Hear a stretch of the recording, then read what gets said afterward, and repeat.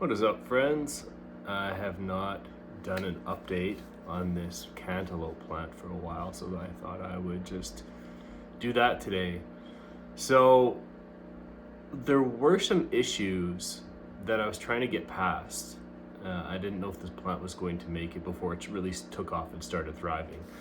And I was getting these leaves that were just getting dried up and crusty. And they initially I thought potentially it looked like maybe calcium magnesium deficiency. Then I thought, well, it looks like it's too much nitrogen. That can cause leaves to kind of burn up. And in the end, what it was light intensity. I'm not an expert on this, and there's just endless resources on light if you want to dig into that. But essentially, certain plants can only take so much light. Light can affect plants in a lot of ways. It can be too much light, like just too many watts, too intense. It can be too close. That's another type of too much intensity. But then also it can just be too much. I think it's unimoles. I believe. Don't fact check me here, please. But plants can only take X amount of light per day, and then that's it. So stuff like medical plants, which that's my main crop that I'm used to. I kind of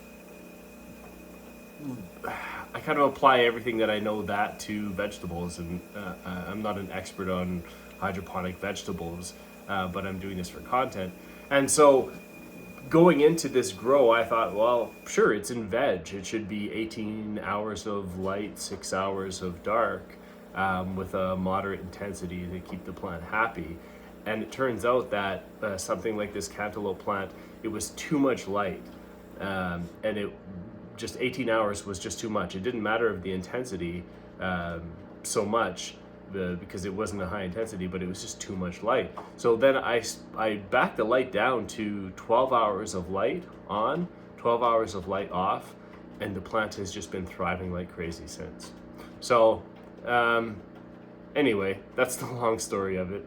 As far as nutrient solution goes, I haven't adjusted this nutrient solution. Like, I've topped it up with water over the past 2 weeks, maybe every 5 days. It's not a big plant, it's not using a ton, but my nutrient solution has been really maintenance free. It's been around that 500 to 600 parts per million, and it's been rising slowly, and then I add water to it. The temperature has been around 74 degrees, 75 degrees, 76 degrees during the lights on period. But of course, now that we have a longer lights off period, it has a longer cooler resting period. The pH is really, this is a question that I've had a bunch of times. Commonly, people are asking about pH drift, and a question that I had recently was, do air stones cause pH to rise?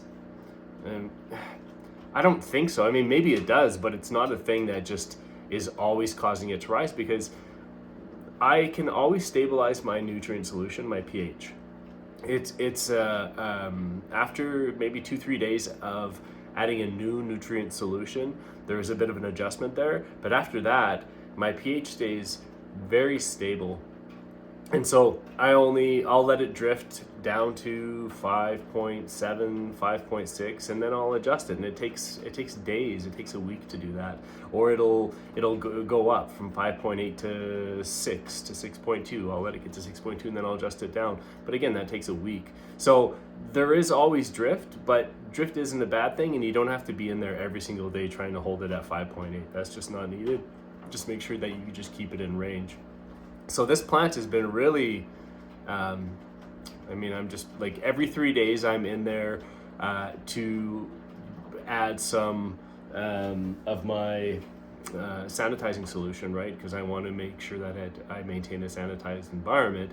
But aside from that, I've done very little for pH management. I've done very little for anything. And at this point right now, it's really happy.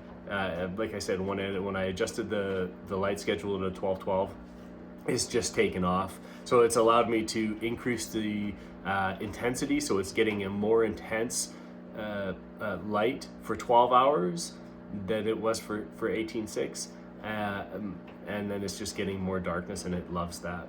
So at this point now, I even have a couple blossoms pushing out.